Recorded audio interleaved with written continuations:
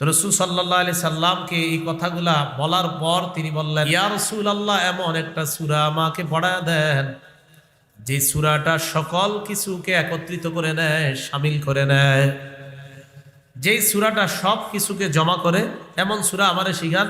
সূরাটা short হইতে হইব, সংক্ষেপ হইতে হইব, আবার এটাতে দুনিয়া আখেরাতের সব থাকতে হইব, আবার আমার উচ্চারণ যেন সহজ হয়, এমন একটা সূরা শিখান। নবীজি তাকে ইদা জুলজিলাতিল আরদু জিলজালাহা এই সূরাটা শিখায়া দিলেন। কোন ব্যক্তি যদি একবার ইদা জুলজিলাতিল আরদু জিলজালাহা পড়ে, আল্লাহ তার আমল নামায় অর্ধেক কোরআন 15 পারা তেলাওয়াতের সওয়াব দিয়ে দেন। তারা প্রশ্ন করত, তোমরা যদি সত্যবাদী হও তাহলে তোমরা বলো কিয়ামত কবে হবে। তাদের এই প্রশ্নের প্রেক্ষিতে আল্লাহ সূরা জিলজাল নাজিল করলেন। এই সূরাটা আল্লাহ কেন নাজিল করলেন? তাফসীরের পরিভাষা এটাকে বলা হয় শানে নুজুল, অর্থাৎ এই সূরা নাজিল হওয়ার প্রেক্ষাপট, কারণ কি কারণে আল্লাহ এই সূরাটা নাজিল করলেন। এই সূরা নাজিল করার কারণ হলো এই, কাফেররা বিভিন্ন সময়ে রাসূলুল্লাহ সাল্লাল্লাহু আলাইহি ওয়াসাল্লামকে এবং মুসলমানদেরকে একটা প্রশ্ন করত, কিয়ামত কবে হবে। এই বিষয়টা যদি সত্যি হয়ে থাকে এখনো হয় না কেন? নবীজিকেও বলতো, মুসলমানদেরকেও কাফেররা এগুলো বলতো। রাসূলুল্লাহ সাল্লাল্লাহু আলাইহি সাল্লাম বিভিন্ন হাদিসে কিয়ামত হবে এটা বলতেন, কবে হবে এটা বলতেন না। কিয়ামতের আলামত, কিয়ামত হবে এই জাতীয় আয়াত শোনাইতেন, হাদিস শোনাইতেন, কিন্তু কবে হবে এটা রাসূল বলতেন না, কারণ রাসূল জানতেন না। রাসূলুল্লাহ সাল্লাল্লাহু আলাইহি সাল্লাম বলেন, খামসুন লা ইয়ালামুহুন্না ইল্লাল্লাহ, 5টি জিনিস আল্লাহ ছাড়া কেউ জানে না। 1 নাম্বার, ইন্নাল্লাহা ইনদাহু ইলমুস সাআহ, কিয়ামত কখন হবে, কিয়ামতের বিষয়টা আল্লাহ ছাড়া কেউ জানে না। 2 নাম্বার, ওয়াইনাজ্জিলুল গাইস, বৃষ্টি কখন কি পরিমাণ হবে এটা আল্লাহ জানে। 3 নাম্বার, ওয়ায়ালামু মা ফিল আরহাম, আল্লাহ পাক রব্বুল আলামিন জানেন মায়ের পেটের সন্তানটা ছেলে হবে না মেয়ে হবে। 4 নাম্বার, ওমা তাদরি নাফসুম মাজা তাকসিবু গাদা, আগামীকাল আমি আপনি কি উপার্জন করব এটা আল্লাহ জানেন। ওমা তাদরি নাফসুম বিআইয়ি আরদিন তামুত, আমি আপনি কোথায় কোন জমিনে কখন মারা যাব এটা আল্লাহ জানেন, এটা কেউ জানে না।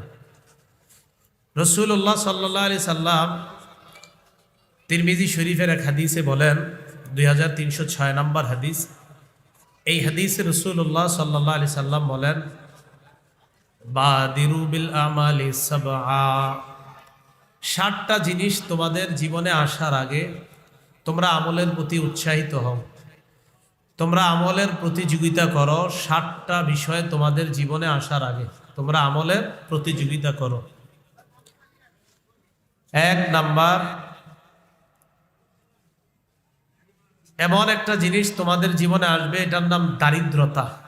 দারিদ্রতা মানে ফকির হয়ে যাওয়া, নিঃস্ব হয়ে যাওয়া, অর্থ কমে যাওয়া। রাসূলুল্লাহ সাল্লাল্লাহু আলাইহি সাল্লাম বলেন, হাল তানজুরুনা ইল্লা ফাকরান মুনসিয়া, তোমরা কি এমন দারিদ্রতার অপেক্ষা করো যেই দারিদ্রতা আল্লাহকে ভুলিয়ে দেয়।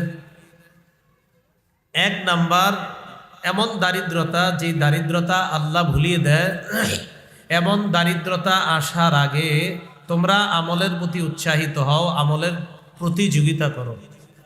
তাহলে যেই দারিদ্রতা আল্লাহ ভুলিয়ে দেয়, এমন দারিদ্রতা আসার আগে আমল করার জন্য রাসূল আমাদেরকে বললেন। 2 নাম্বার, আও গিনান মুতগিয়া, এমন ধনী হয়ে যাওয়া, যেই ধনী হওয়া তোমাকে ধর্ম ত্যাগী বানায় দেয়, ধর্মদ্রোহী বানায় দেয়। এমন ধনী হওয়ার আগে, যেই ধনী তোমাকে ধর্ম ত্যাগী বানায়, এমন ধনী হওয়ার আগে তুমি আমলের প্রতিযোগিতা করো। এটা হলো 2 নাম্বার। 3 নাম্বার, আও মারাদান মুফসিদা, এমন অসুস্থতা যে অসুস্থতা তোমাদের শরীরকে নিস্তেজ করে দেয়। প্যারালাইজড হয়ে গেলে মানুষ তখন আমল বেশি করতে পারে না, আমলের তখন করা তার জন্য কষ্ট হয়। নবীজি বললেন 3 নাম্বার, এমন অসুস্থতা যে অসুস্থতা তোমার দেহকে নিঃশেষ করে দেয়, দেহ শেষ করে দেয়, নিস্তেজ করে দেয়। এমন অসুস্থতা আসার আগে তোমরা আমলের প্রতি ধাবিত হও, আমলের দিকে ধাবিত হও, আমলের প্রতি উৎসাহিত হও, আমলের প্রতিযোগিতা করো। 4 নাম্বার, আও হারামান মুফান্নিদা, এমন বার্ধক্য হওয়া যেই বার্ধক্য হওয়াটা মুফান্নিদা জ্ঞান বুদ্ধি কমায় দেয়। মানুষের জ্ঞান বুদ্ধি যখন লোপ পেয়ে যায় তখন মানুষ আর আগের মতো ইবাদত করতে পারে না। নবীজি বলেন জ্ঞান বুদ্ধি লোপ পেয়ে যায় যেই বয়স হইলে, এই বয়স তোমার হওয়ার আগে তুমি আমলের প্রতি উৎসাহিত হও, আমলের প্রতিযোগিতা করো, আমলের দিকে ধাবিত হও। 5 নাম্বার, আও মাউতান মুজহিজা, এমন মরণ যেই মরণ হঠাৎ উপস্থিত হয়ে যায়। কিয়ামতের এটা একটা আলামত, মরণ হঠাৎ এসে যাওয়া, মরণ হঠাৎ এসে যাওয়া এটা কিয়ামতের আলামত। তো এমন মরণ যেই মরণ হঠাৎ এসে যাবে তোমার কাছে, এমন মরণের আগে আমলের প্রতি উৎসাহিত হও, আমলের দিকে ধাবিত হও। 6 নাম্বার, আবিদ দাজ্জাল ফাশাররু গায়বিন ইউনতাযারু, দাজ্জাল আসার আগে আমলের প্রতিযোগিতা করো। দাজ্জাল এমন একটা প্রাণী, অনুপস্থিত যারা আছে তাদের মাঝে সবচেয়ে নিকৃষ্ট, যাদের অপেক্ষা করছি আমরা। মানুষ দাজ্জালের অপেক্ষমান অনুপস্থিত সবচেয়ে নিকৃষ্ট জিনিসের নাম হলো দাজ্জাল। অনুপস্থিত যে বিষয়গুলো আছে, যে প্রাণী আছে, এর মধ্যে অনুপস্থিত যাদের অপেক্ষা করছি আমরা, এর মধ্যে একটার নাম হলো দাজ্জাল। এই দাজ্জাল সবচেয়ে নিকৃষ্ট। এই দাজ্জাল আসার আগে তোমরা আমলের প্রতিযোগিতা করো। 7 নাম্বার, আবিসসাআতা ফাসসাআতু আদহা ওয়া আমার, কিয়ামতের আগে তোমরা আমলের প্রতিযোগিতা করো। কিয়ামতটা হলো বিভীষিকাময়, অধিক ভয়ঙ্কর এবং অধিক তিতা, খুব কষ্টকর, অধিক ভয়ঙ্কর। তো নবী এইভাবে কিয়ামতের কথা যখন বলতেন, কাফেররা বলতো কিয়ামত কবে হবে? ক্বালা রাসূলুল্লাহ সাল্লাল্লাহু আলাইহি ওয়াসাল্লাম বুইসতু আনা ওয়াসসাআতু কাহাতাইন, নবীজি বলেন আমি এবং কিয়ামত আমার এই 2 আঙ্গুলের মতো এইভাবে আবির্ভূত হয়েছি, মানে আমার পরে কিয়ামতটা আর বেশি বাকি নাই, খুব স্বল্প সময় বাকি। এগুলা শুনে কাফেররা বলতো কিয়ামতটা কবে হবে? এগুলা শুনে কাফেররা বলতো কিয়ামত কবে হবে? রাসূলুল্লাহ সাল্লাল্লাহু আলাইহি সাল্লাম বলেন তোমরা কিয়ামতের আগে কিছু বিষয় গণনা করে রাখবা, আলামত হিসাবে এর মধ্যে মাউতি, আমার মরণ, আমি দুনিয়া থেকে বিদায় নেওয়াটা, এটা কিয়ামতের আলামত। ওয়া ফাতহু বাইতুল মুকাদ্দাস, বাইতুল মুকাদ্দাস বিজয় হওয়া, এটা কিয়ামতের আলামত। এগুলা যখন ঘটবে তোমরা অপেক্ষা করবা যে কিয়ামতের আর বেশি দিন বাকি নাই। এগুলা শুনে কাফেররা বলতো আপনি খালি কোন কিয়ামতের কথা। মুসলমানদেরকে বলতো মুসলমান তোমরা বলো কিয়ামতের কথা। ইয়াসআলু আইয়ানা ইয়াউমুল কিয়ামাহ, প্রশ্ন করতো কিয়ামতটা কবে হবে। ওয়া ইয়াকুলুনা মাতা হাদাল ওয়াদু ইন কুনতুম সাদিকিন, তারা প্রশ্ন করতো তোমরা যদি সত্যবাদী হও তাহলে তোমরা বলো কিয়ামত কবে হবে। তাদের এই প্রশ্নের প্রেক্ষিতে আল্লাহ সূরা জিলজাল নাজিল করলেন। আল্লাহ বলেন ইদা জুলজিলাতিল আরদু জিলজালাহা, যখন প্রচণ্ড কম্পনে জমিন প্রকম্পিত হবে, যখন প্রচণ্ড কম্পনে জমিন প্রকম্পিত হবে, সেদিন দেখবা পুরা দুনিয়া ধ্বংস হয়ে যাবে, সেদিন কিয়ামত ঘটে যাবে, তখন তোমরা বুঝতে পারবা কিয়ামত আছে না নাই। তাহলে জমিন যেদিন কাঁপতে থাকবে প্রচণ্ড, মানে যেদিন কিয়ামত হবে, জমিনের নিচে উপরে যা আছে সব নিয়ে ধ্বংস হয়ে যাবে, সেদিন কিয়ামত ঘটেই যাবে। আল্লাহ এই প্রেক্ষিতে আয়াতটা নাজিল করলেন যে সেদিন দেখবা সব ঘটে গেছে আর তোমরা সব কিয়ামতের ময়দানে দাঁড়িয়ে যাবা। এটা হলো এই সূরা নাজিলের প্রেক্ষাপট। বেঈমানরা কয় কবে হবে কিয়ামত? আল্লাহ জানায়া দিলেন যেমন ভূমিকম্পে পুরা দুনিয়া ধ্বংস হবে সেদিনই কিয়ামত হয়ে যাবে। 2 নাম্বার কথা, এই সূরাকে সূরাতুন জামিআ বলা হয়, এমন একটা সূরা যেই সূরাটা দুনিয়া আখেরাতের সব বিষয়গুলা সংক্ষিপ্তভাবে এই সূরার মধ্যে আল্লাহ একত্রিত করে দিয়েছেন। এক সাহাবী রাসূলুল্লাহ সাল্লাল্লাহু আলাইহি সাল্লামের কাছে আসলেন। আবু দাউদ শরীফের বর্ণনা 1399 নম্বর হাদিস। হাদিসের বর্ণনাকারী সাহাবী আব্দুল্লাহ ইবনে আমর রাদিয়াল্লাহু তাআলা আনহু, তিনি বলেন, আতা রাজুলুন রাসূলুল্লাহি সাল্লাল্লাহু আলাইহি ওয়াসাল্লাম, এক ব্যক্তি আল্লাহ রসুল সাল্লাল্লাহু আলাইহি সাল্লামের কাছে আসলেন। আসার পর বললেন, ফাকালা আকরিনি ইয়া রাসূলুল্লাহ, হে আল্লাহ রসুল, আমাকে আপনি কোরআন পড়া শিখিয়ে দেন, আমাকে আপনি কোরআন পড়া শিখিয়ে দেন। ফাকালা লাহু ইকরা সালাসাম মিন জাওয়াতি আলিফ লাম রা। নবীজি তাকে বললেন, তুমি আলিফ লাম র বিশিষ্ট কোরআনের 3টা সূরা পড়ো, আমি তোমারে পড়ায়া দিই।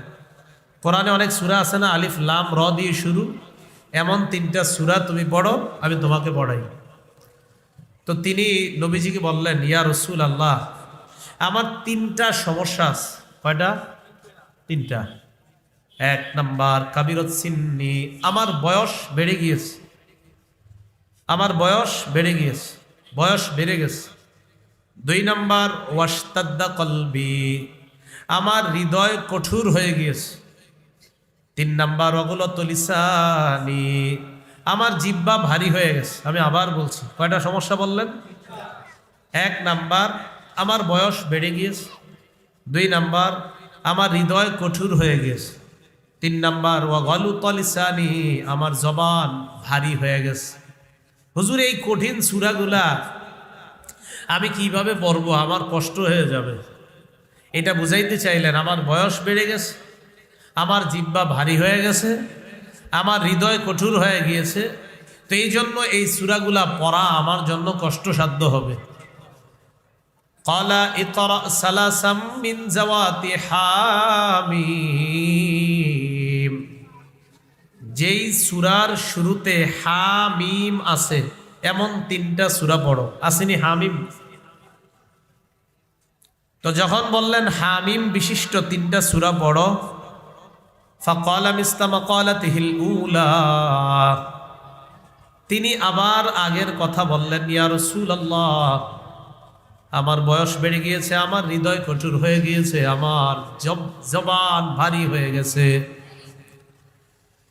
ফাকালা লাহু ইকরা সালাসাম মিনাল মুসাব্বিহাত, ইউসাব্বিহু লিল্লাহ, সাব্বাহা লিল্লাহ দিয়ে যে কোরআনের সূরাগুলা শুরু আছে এমন 3টা সূরা তুমি পড়ো। প্রথমে বললেন আলিফ লাম র বিশিষ্ট 3টা সূরা পড়ো। উনি বললেন, আমার বয়স বেড়ে গেছে, হৃদয় কঠোর, আমার জবান ভারী হয়ে গেছে, আমি পারবো না। নবীজি বললেন, তাহলে হামিম ওয়ালা 3টা সূরা পড়ো। তিনি আবার আগের কথা বললেন। নবীজি বললেন, তাহলে সাব্বাহা লিল্লাহ, ইউসাব্বিহু লিল্লাহ দিয়ে যে সূরা শুরু এমন 3টা সূরা পড়ো। ফাকালা মিসলা মাকালাতিহি, তিনি আবার আগের কথা বললেন। তো রাসূল সাল্লাল্লাহু আলাইহি সাল্লামকে এই কথাগুলা বলার পর তিনি বললেন, আকরিনি সূরাতান জামিআ, ইয়া রাসূলুল্লাহ, এমন একটা সূরা আমাকে পড়া দেন যে সূরাটা সকল কিছুকে একত্রিত করে নেয়, শামিল করে নেয়, যেই সূরাটা সব কিছুকে জমা করে, এমন সূরা আমারে শিখান। সূরাটা শর্ট হইতে হইব, সংক্ষেপ হইতে হইব, আবার এটাতে দুনিয়া আখেরাতের সব থাকতে হইব, আবার আমার উচ্চারণ যেন সহজ হয়, এমন একটা সূরা শিখান। ফাআকরাহু ইযা যুলজিলাতিল আরদু জিলজালাহা,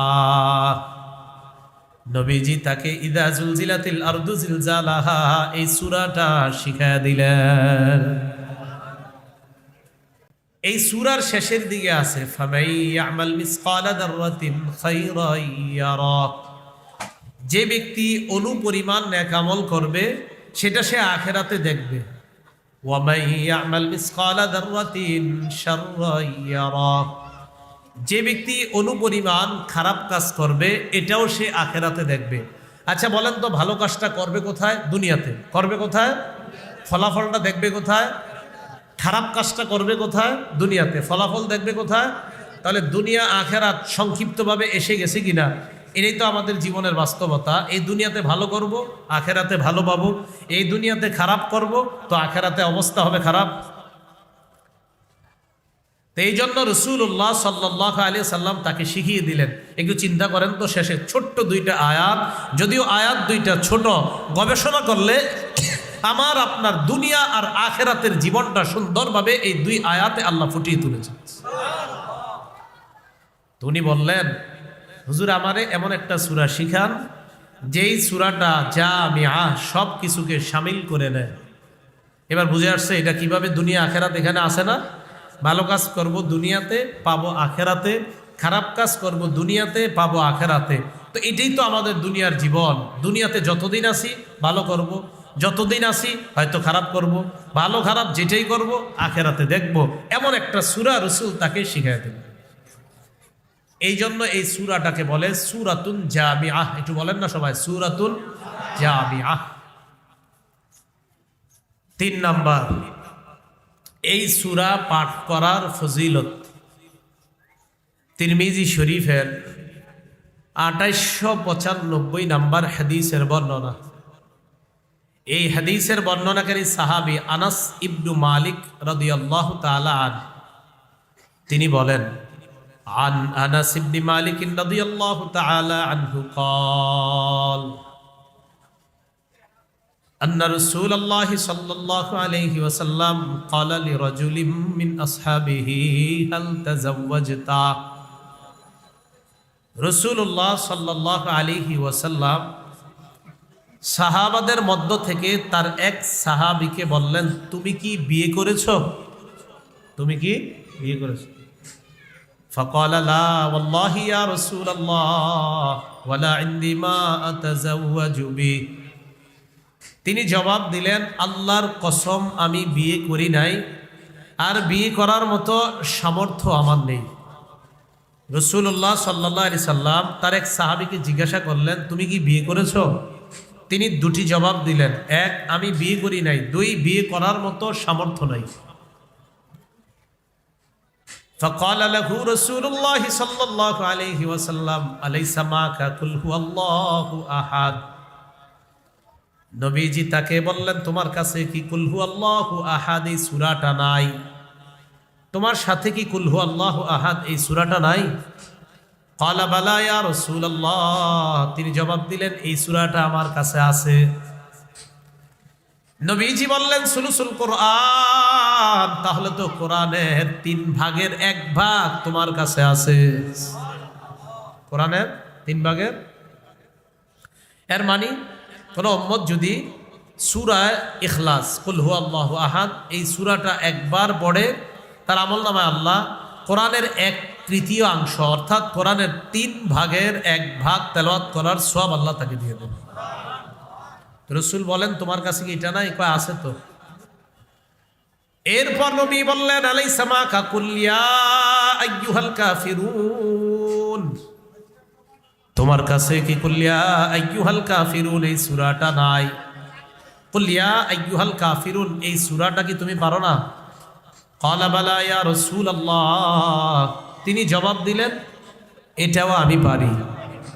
নবীজি বললেন, রুবুল কোরআন, তাহলে তো কোরআনের 4 ভাগের 1 ভাগ তোমার কাছে আছে।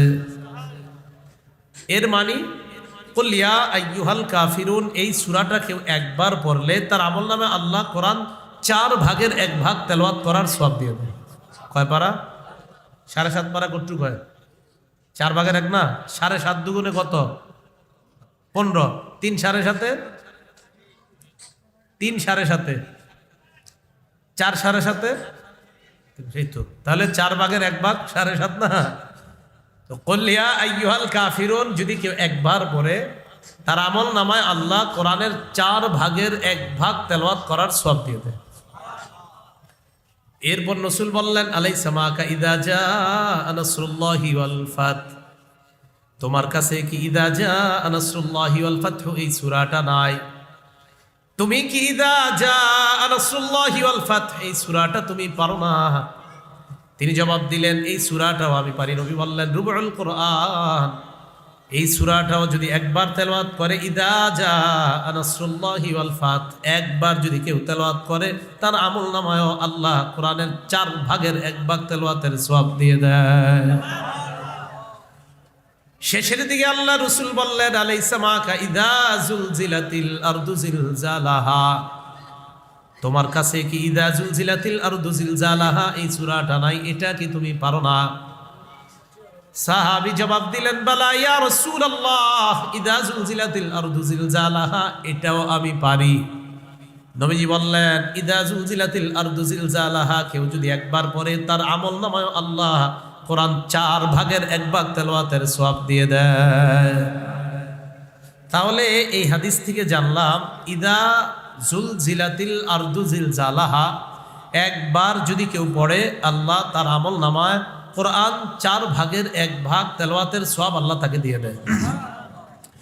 তিরমিজি শরীফের যে হাদিসটা আপনাদেরকে শোনাইলাম, এই হাদিসের চাইতে আরো শক্তিশালী সনদে, সনদ মানি হাদিস যারা বর্ণনা করেছেন তাদের বর্ণনাটা আরো বেশি শক্তিশালী। আগে যে হাদিসটা বললাম এটার চাইতে এই মাত্র যে হাদিসটা আপনাদেরকে শোনাইলাম, এই হাদিসটা তিরমিজি শরীফের 2895 নম্বর হাদিস।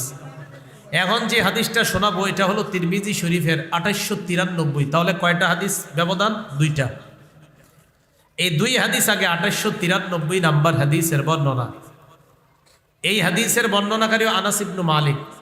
মন দিয়ে শোনেন হাদিসটা। সূরা ইখলাস বা কুল হুয়াল্লাহ সূরা একবার পড়লে কয় পারা কোরআন তেলাওয়াতের সওয়াব? 2 বার পড়লে, 3 বার পড়লে, অর্থাৎ কোরআন সূরা ইখলাস একবার পড়লে কোরআন 3 ভাগের 1 ভাগ তেলাওয়াতের সওয়াব, 2 বার পড়লে 3 ভাগের 2 ভাগ তেলাওয়াতের সওয়াব, 3 বার পড়লে পুরা কোরআন 3 ভাগ অর্থাৎ পুরা কোরআনের সওয়াব পাওয়া যায়। এখন হাদিসটা শুনেন, তিরমিজি শরীফের 2893 নাম্বার হাদিস। ক্বালা রাসূলুল্লাহ সাল্লাল্লাহু আলাইহি ওয়াসাল্লাম, নবীজি বলেন, মান ক্বারা ইযা জুলজিলাতিল আরদু জিলজালাহা উদিলাত লাহু বিনিসফিল কুরআন। কোন ব্যক্তি যদি একবার ইযা জুলজিলাতিল আরদু জিলজালাহা পড়ে আল্লাহ তার আমলনামায় অর্ধেক কোরআন 15 পারা তেলাওয়াতের সওয়াব দিয়ে দেন। ইখলাস একবার পড়লে কয় পারা? 10 পা 10। আর ইযা জুলজিলাতিল আরদু একবার পড়লে 15। কথা বুঝছেন নি? তাহলে ইখলাস 3 বার পড়লে পূর্ণ কোরআনের সওয়াব, আর ইযা জুলজিলাতিল আরদু জিলজালাহা 2 বার পড়লে পূর্ণ কোরআনের সওয়াব পাওয়া যায়। এ হলো এই সূরা তেলাওয়াতের ফজিলত।